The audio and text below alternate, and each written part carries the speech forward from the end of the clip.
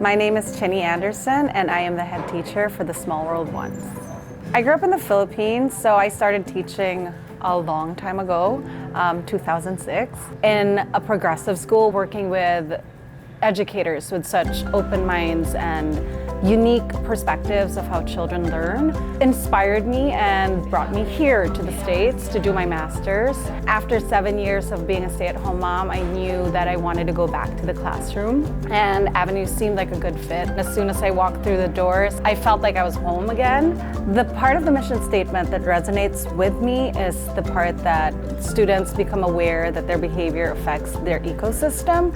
Working with the youngest learners at Avenues, it's really important to hone social skills, because social skills are what's going to affect or impact their academic skills as they get older, and it starts as early as 1. I bring this into the classroom through hands-on experiences. I create opportunities for them to practice what turn-taking looks like, or how sharing a space with a friend looks like.